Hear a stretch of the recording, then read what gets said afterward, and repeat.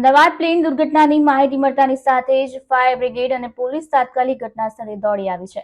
સુરક્ષા માટે સમગ્ર વિસ્તાર સીલ કરીને તમામ રસ્તાઓ બંધ કરી દેવામાં આવ્યા છે અને અગાઉ મળેલી અણધારી માહિતી અનુસાર અંદાજે 50 થી વધુ લોકોની મોતની આશંકા છે.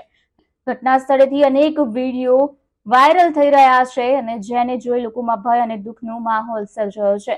ત્યારે બનાવ અને રાહત કામગીરી ઝડપથી ચાલી રહી છે. વધુ વિગતોની રાહ જોવાઈ રહી છે અને અમદાવાદમાં મેઘાણીનગર વિસ્તારમાં આજે એક ભયંકર દુર્ઘટના બની છે, જ્યાં એર ઇન્ડિયાના ફ્લાઇટ નંબર 171 બોઈંગ વિમાન ક્રેશ થયું છે અને આ વિમાનમાં કુલ 272 મુસાફરો સહિત 10 ક્રૂ મેમ્બર્સ અને 2 પાયલોટ સવાર હતા.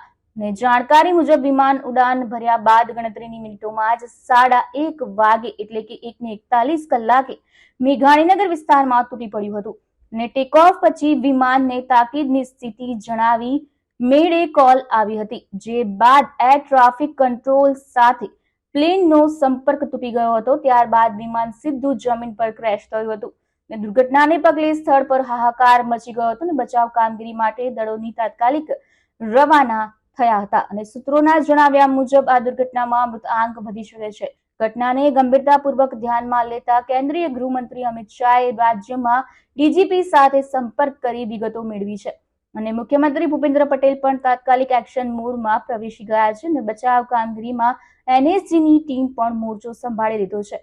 આ દુર્ઘટનાને પગલે અમદાવાદ એરપોર્ટનો રનવે અનિશ્ચિત સમય માટે બંધ રાખવામાં આવ્યો છે અને તમામ અન્ય ફ્લાઇટ્સને ડાયવર્ટ કરવામાં આવી છે અને સમગ્ર રાજ્યમાં આ દુર્ઘટનાને લઈને ભારે ચિંતા અને દુઃખનો માહોલ છે.